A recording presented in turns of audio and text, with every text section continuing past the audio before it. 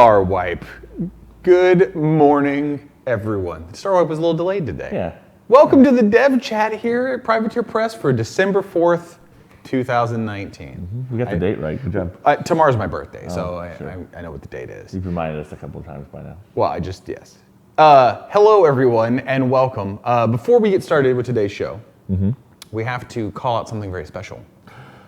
So special? So special. Today is Tony, our video producer's 8-year anniversary at Privateer Press. Yay, Tony! Yeah. You've been here for 8 years. 8 years. 8 years, man. How's it feel? It's been 8 years. It's good. How's it feel? It's been 8 years. Still doing it. Well, I expected Tony said he was going to get a noisemaker of some sort. I forgot to get a noisemaker. It's okay. Yeah. Here's the 8 more. Woohoo! And then 8 more after that. And then 8 more after that. That's how time works. It just keeps going in increments, whatever size you want. And then 8 more after Just that. keep adding 8. And just keep adding it. And then take one of those 8s, put them on its side. Yes. Well, happy anniversary. Yeah. Thanks to Tony, because obviously we wouldn't be streaming. Oh yeah, this would not be happening. We wouldn't have all the sweet videos we've shown over the years. All that great stuff because of Tony. So, and when I think back, there's been a lot of them. There's been a few. Remember the first Convergence reveal? Where it was like the Ghidorah in town and then it went up to the stars. Yeah, and it was at TempleCon and then like drew the a thing. constellation Yeah. drew in. It was the face of Sirius. It's all this guy. All right, enough congratulating Tony. Let's make him work. Welcome to Dev Chat. If you've never joined us before, we do 2 streams every week. That is Dev Chat on Wednesdays, Get Your Paint On Thursdays, both at 10 a.m. Pacific. Dev Hangout is where you and I get on and talk about what's happening with the games that we make and what's currently happening in development. Get Your Paint On is with Jordan Lamb, where he paints the models that we make and goes over hobby tips and tricks. And has a guest usually. I think Tanner's on this week. Yeah, typically has a guest of some kind. There are 2 semi-regular shows, Staff Showdown, wherever we get on and do basically live battle reports and play the games we make, and then Hobby Hangout, where some combination of Danny Samuels or Brian McLaughlin gets on and goes over like custom conversions, terrain making, just how to clean models, stuff like that. Do we know what is being played on the 17th of December? We have no announcements yet about what games we're playing. It's coming soon. Yeah, We'll let you know. We'll figure it out. We'll let you know eventually. So these all happen live, and you can join us on Like Facebook this. and Twitch. And on Twitch specifically, we are doing subscriptions. So if you subscribe, you get a whole bunch of sweet emotes. And once we get up to 120 subscriptions, we are going to release the Riot Quest loot coin as the next emoji that we're putting out. So a couple quick things to remind everyone. First off, the Black Friday sale is still going on until Friday. Yeah. The more you buy, the more you save. So there's a tier system based off your purchase, you get a certain dollar amount. There's also 2 special things available right now. First, for Riot Quest, there is the Grindoverse Grind gift set, which gets you a grind ball, a pillar, and then specific cards to use those models in Riot Quest, as well as the mystery boxes, which are $60. You get at least $200 worth of War Machine Hordes products, but sometimes more. Yeah. And at least $100 of Privateer Press merchandise. These are shirts, cups, Pins, plushies. Things that you can't technically use in a game, but you could figure out a way. Leftover cake from Tony's anniversary. Some of them do have templates and tokens. Do they? Oh. Oh, yeah. Cool. Oh, yeah, you and I packed some of those, didn't we? We did. And that's also lasting until the 6th. So if you're wanting any of these deals, you've got until the end of this week to do so. Over on the mini crate side of things, the alternate Dark Sentinel, the Disco Infernal, is available right now until December 19th, and the Trancer Dancer VIP model is available until February 19th if you do a 6-month sub. For Legend of the 5 Rings, tomorrow is the last day to sign up What to is get tomorrow again? December 5th. What is It is 8 years and 1 day since Tony started. Yeah, okay. It's Tony's plus 1 day anniversary. Yeah, it is Tony's plus 1 day anniversary. And also the last day that you can get Miramoto Prodigy. If you do the VIP subscription, you will pick up Tengu Sensei, which is a super sweet angel model. It's not really an angel model. You mentioned that yesterday on the stream, and I wanted to yell from over there where I was sitting that it's not technically an angel model. It's a bird person model because it's got a bird head. It does have wings like an angel, but it's also got a bird head. So it's on the spectrum between complete bird and complete angel. It's more bird than angel. So it's a very subtle scientific difference.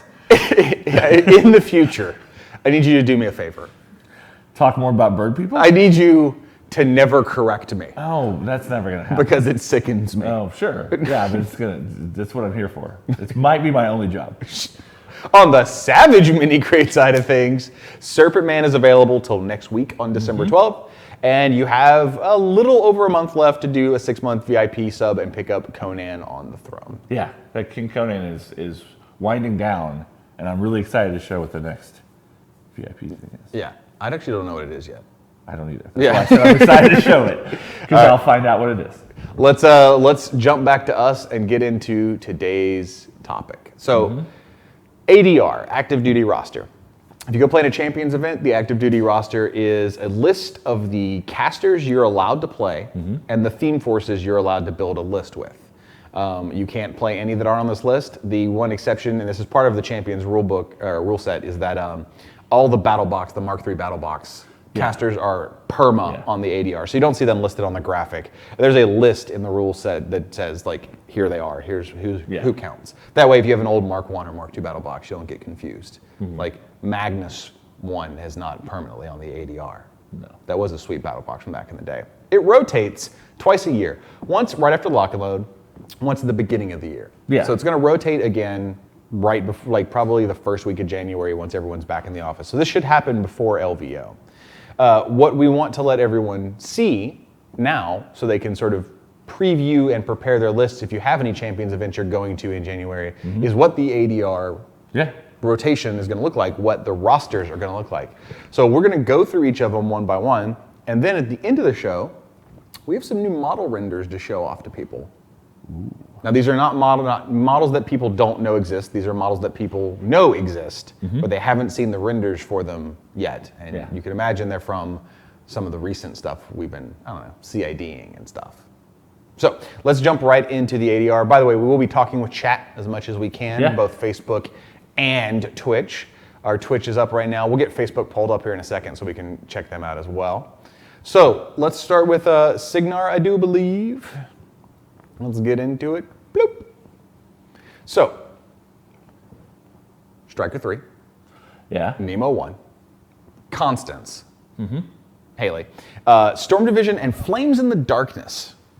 So this is definitely going to be a more infantry heavy typically build, because heavy metal is not going to be on the Signar ADR anymore. So you're not going to see as many like Jack-centric builds, especially Flames in the Darkness, which can run just a ton of guys and can run the Archons as well. Yeah.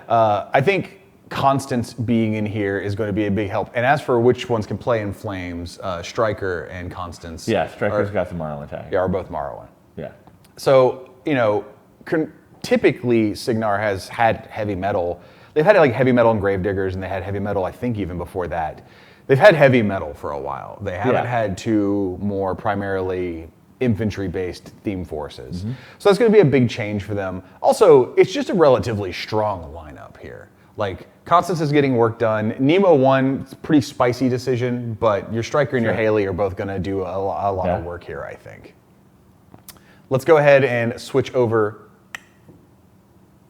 And of course, they've got Maddox, which I should point out. Oh, yeah. Who's always on there for them. Over on the Protectorate side, Warriors of the Old Faith and the Creator's Might. So your Warriors casters are going to be both Krios 3 and Resnick 2, who both count. And then you've got Sevi 1, who is still a criminally underplayed powerhouse. Oh, yeah. I mean, I get that like Harbinger right now is the rave for most competitive Protectorate builds, but like I still have a lot of love for both Krios 1 and Severius 1, who I think are just still fantastic casters. And Amon, who we haven't seen a ton of yet lately in the competitive scene, but the people who do play him are able to get some work done. And I think with the rest of the ADR available currently, Amon has himself a pretty decent spot. I know Marco Berry says we took Sev 1 to WTC. Like, you just don't see as much of him as you might think, right? Like, he's still really, really good. You just his numbers aren't as high. For people wondering, before we get any further, how the ADR is populated, it's not who is the underplayed casters, let's put them on there and throw it together. Yeah. Like, you are going to see strong casters, good casters. What we're looking for is, we want everyone's ADR to be viable. We want it to play well into the other options for the other factions, which is a big thing with doing a limited format, is that sometimes something that is getting underplayed might see more play because its natural predators don't exist in the format. But we also want some interesting choices in there. Correct. It's not just about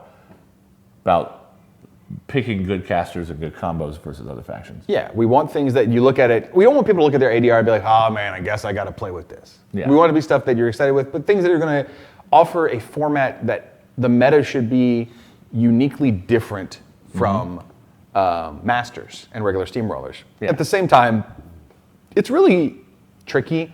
We have to be very careful when we're balancing it, because I think from 2 seasons ago, you can have someone show up on the ADR who just runs it. When Iona, before she got tuned, is the term I'll use. You know, she was a powerhouse in Champions for a while, and so we try and keep an eye out for stuff like that. Let's go ahead and go on to the next one. It's going to be Khador, Sorsha 3, hitting on the ADR, and a big part of that is that Armored Core is on there. And again, we're seeing 2 infantry lists, but 2 very different infantry lists. We've got Winter Guard and Armored Core, so Man of War and dude spam. But, you know, Man of War are going to be a much hardier, tougher list than you would normally build with Winter Guard. Did you specifically pick the first iteration of certain casters for this? Because you had Nemo and Severius 1 on the other 2. It was more based on what they do, not specifically they were just one. I didn't know if you had a theme going. Well, for here we see like Vlad 1. Yeah. And that is because if we're saying Armored Core and Winter Guard Command, so it's not going to be Vlad 3. Yeah. Vlad 1 just does great things, as does Irisk, right? For infantry-based lists. Coming down Irisk and Man of Wars are a lot of fun to play. So, and then I think the spicy pick here is going to be Strakov 2. Strakov 2 came out. He's solid. He can get a lot of work done. He's a really good caster if you put the reps into him. He's a bit more complex. He's got a lot going on. And so we definitely want to see him played, and I think he pairs well with the other options and what he's up against inside this meta. On to the next one, Tony. The spiciest. Hey, Scar 1's in the Crix ADR. Hey. So it's Black Industries and Dark Host. Crix has got a very, very, very strong ADR. So you've got Lich, or Asphyxius 1. Yeah, use his real name. I'll use his real name. Yeah. Oh, sorry, Iron Lich Asphyxius. Yeah. Well, Asphyxius 1 is his short name. We have Scavarus and Venethrax, right? I think the controversial pick here, and I can recognize it as such, will be that Scar 1 is on this. But we were looking at what Crix was going to be facing and the tools that they needed in the Champions meta to be one of your list pairings. I'm not saying it will always be Scar, but for a while there we had it as Denegro 1, and we ended up switching it to Scar later on based on what was available, what she's going to come up against, and what we thought would make good list pairings if you're bringing multiple lists. Well, and Scavarus and Venethrax are both interesting just inclusions in general in the Champions format. And again, they're both solid casters that we're not seeing as much of in Masters right now, but I do think they have an opportunity to shine here in Champions. I see somebody noticed the term active duty. I do want to note that this is not fluff related at all. Otherwise, there wouldn't be 1 versions of any casters. It's not like the most current narrative iteration of a character. No. Otherwise, we could never put a Gorshade on the Crix ADR, for example. Yeah. So this is very much built to be limited in a way that makes sense and makes for a good and engaging meta. Yeah. Tony, on to the next, please. So, Gareth 2 is in the Ret 1. Yeah. He's not popular. Nobody's playing him. Yeah. I'm lying. So, the Ret 1 is also pretty stacked. I think Alara here is going to be a really interesting pick against what else you're looking at in this meta. And I think the choices of Shadows and Forges are going to make for some really strong lists. I think Ret is in a really good position for this Champions meta. I think a lot of people are going to reach for Gareth too. Yeah. But I also hope that they begin experimenting with the other options and playing around with them in what they can do here. Dragon Pup says Gareth 2 has artwork. Yes, he does. Yeah. Tioni, please. Acrostor on Twitch says, Signar active duty. Haley 1, Haley 2, Haley 3, Haley 4? I mean, we could do that someday. There is no if Haley 4. we wanted. Over on the Merc side of things, now Mercs have more casters typically available to them because they also have more theme forces because of how segmented they can end up being, how certain casters don't work for certain things. Otherwise, we're just going to end up being like, it's always irregulars. You do the Cephalix and the Rulik ADR where it's just like, there you go. Yeah. That's your options. So Rahera, Damiano, Fiona, Blaze, and McBain. And your options this time are going to be Talion. Yeah, because you've got a couple of pirate casters in there. You have both Fiona and Rahera. You've got Flames, which is going to be Fiona and Blaze. And then you've got Soldiers. Which is Damiano and McBain. Yeah. Actually, no, Soldiers should be more than that. I think Soldiers might be everybody. Is it? I have to double check. I don't remember. I try not to quote things off the top of my head. I know that we sat down and looked at all this. Sure.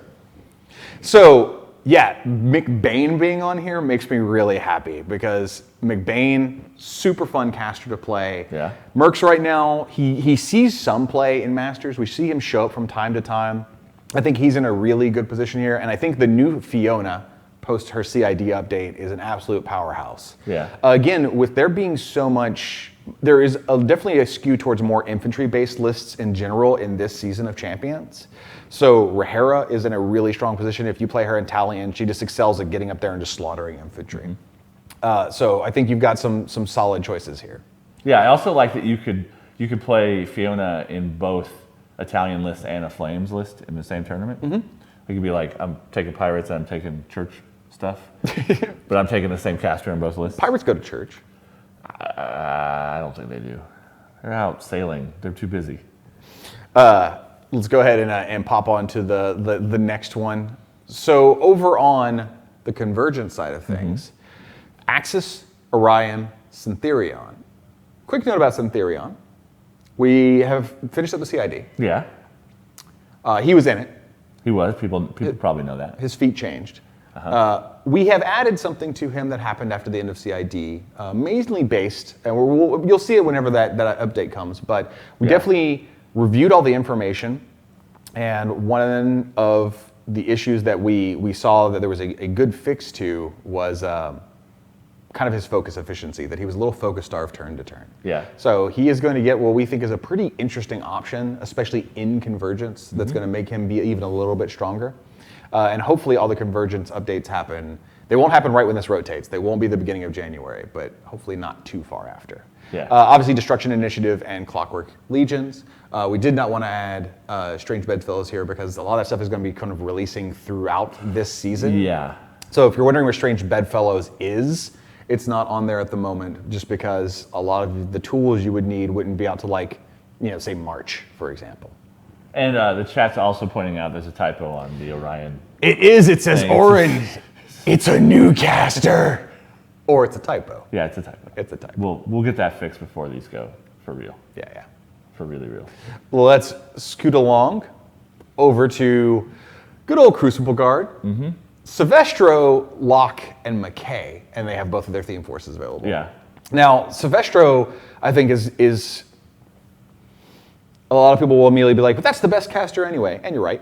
According to Masters data, Silvestro is one of their top performing casters. Yeah. But that doesn't mean that he can't show up on this, because again, we want to make sure that each faction has good choices and can play into the meta. And when we were reviewing what everyone else was doing, Silvestro being on here just made a lot of sense. Yeah. So I think Silvestro, Locke, and McKay is going to allow players in Crucible Guard with a limited faction to still have a wide breadth of options in their list building and have some tactical flexibility. DGC says it needs more casters like a Rocket Man caster, but there isn't a Rocket Man caster for Crucible Guard yet. There's no Rocket Man caster for Crucible Guard. Never even heard of such a thing. Yes, you have. No, I haven't ever. Never. Ever. Infernals. Interesting. Yeah, so you obviously have Dark Legacy and Hearts of Darkness. Yeah. And for Infernals, it's almost their ADR for the time being, foreseeable future, is going to likely be 2 Infernal Masters and 2 people that work in Hearts of Darkness. Yeah. So Agathon and Amadeus are your 2 Infernal Masters this time, and you're getting Cross and Fiora as your 2 Hearts of Darkness casters. Fiora, 3. Another Protectorate caster that we just don't see get played as much, that I think has a lot of really great strengths, and in this meta, I think has the opportunity to excel. Cross 2 is a murder machine, and if you're seeing a meta where people are bringing a little bit more infantry, he's going to do a lot of damage. And obviously the Infernal casters are both just monsters. Yeah. Can we start a new weird meme? Everyone's been talking about Rocket Man casters for years. Can we talk about a Griever caster for this? Aren't we like just weird little squid monster that's also a caster? I mean, if a Rocket Man can be a Warcaster, then what else can be a Warcaster? Well, Rocket Man makes sense though, right? Because you could have flying Warcaster armor. But what if it's like a really, really, really smart Griever? With Warcaster armor on? With Warcaster armor on. I don't think that's how it works. Oz, you can do whatever your dreams tell you to do. Yeah. Tony, let's move over onto the Horde side of things. So we've got Band of Heroes and Creel Company. Now, hopefully the dynamic update is out before this goes live in January. If not, it should be soon after. Yeah, it's gonna be this month or next month unless we have a major problem. Unless something goes really wrong, And Creel Company is getting a lot of buffs, at least the models, not the theme itself, the models that work in it. Yeah. But we've got Jarl or Jarl. I'm gonna go with Jarl. I think Jarl is probably closer to accurate, but you can say Jarl if you want. Jarl. Grim 2, Madrak, and good old Gristle 1. Again, I think we're actually going to see a lot of Creel Company once these buffs hit in this Champions update. And if you're facing a good amount of infantry, especially if you're like facing an Akador and they've got both Armored Core and Winter Guard Command, I think you can build lists that can kind of like take all comers both ways. And you've got a lot of good flexibility here. Plus, Grim 2's great. Yeah. Mortality is a great spell. Every caster should have it. I don't know about that. That might be a little strong. Let's go ahead and pop forward, Tony. So on the circle side of things, Bones and Wild Hunt, Kruger 2, Mosar, Kaya 2, Bradigus. This is a pretty strong pairing here. I think most people are probably going to reach for Kruger 2 Bones, just because it's a strong list, and it did exist, if I'm not mistaken, in the previous ADR. But I do think you've got some really good options here, and I hope that people don't sleep on Kaya 2 and what she can possibly bring here. I think one of the things that Circle can do is bring a more battle group heavy list in what is likely going to be a more infantry focused meta for champions in this upcoming year. Tony. Fianna. I'm so happy Fianna's on the ADR. Yeah, well, you control the ADR though, so, I mean... Not really. But you do. But I listen to other people. That's like saying, I'm so glad I drove my car to Jimmy No. John's for lunch today. See, that's me in sole control of something. Now, there's the difference. Say there are 3 other people in the car with me, and those people happen to be you, Faye, and Souls. And everyone is saying, I don't want to eat at Jimmy John's. And I go... And you say, I don't care, we're going to Jimmy John's. Now, I have that power because I'm driving in the car. Yeah. That's not how I do development, though. Sure? Yes, you're in the room with me. Okay. Sure. So I am also really happy. I'm happy when things show, because if y'all all yell, don't do this, I don't do it. It's not 100% accurate. Oh my God. Yeah. Hey, Legion ADR. Yeah. It's better than being driven to lunch where you don't want to go. Fianna being on here, Ravens and Oracles, fun choices. Fianna was the kind of the spicier pick, in my opinion. Again, this is a caster I think we don't see as much now in the Masters meta as we did earlier, about 2 years ago, but the meta has shifted a lot, and especially in the post-Theme Force era. Yeah. And I think Fianna is a great caster. I think she's super strong, and I think with the meta she's playing into, you've got a lot of good options. I also think the same for Lilith. I think Lilith can be a real powerhouse here. Let's go ahead and pop on. Boop. Man, Scorn. They got Rosheth Winds. They got Disciples. Yeah. Like, the Scorn ADR, I think some people are going to look at it and be like, I don't know. I think the Scorn ADR is very, very strong. They don't have Makeda. Yeah. They don't have Zal. They don't have Exalted. I get it. But Well, but the point of Champions is sometimes also just to shake things up from what everyone's playing all the time. Yes, and Like, if you want to play your go-to list, go to a Masters event. Yeah. If you want to face things you might not face very often and be forced kind of to make different choices about how you build your army, then that's what Champions is for. Yep. So, right now, Scorn, very well positioned in the Masters meta. We know what Zal Exalted, we know Makeda is capable of doing. But there are other strong lists you can build, especially when you build into a limited format, like we were talking about. And I think Scorn here has some really, really strong options. Let's go ahead and pop over to minions. Helga 1, Caliban, Malok, Midas. And all three are available. All three theme forces are available. Yeah. I anticipate seeing a lot of Malok getting built out of this, but I think there are some other strong choices, and I think if things do go more infantry heavy, we might see a little bit more Caliban and Helga. And Midas, I love Midas. Midas is my favorite of all the Pharaoh Warlocks. And He I might be one of my favorite Warlocks in general.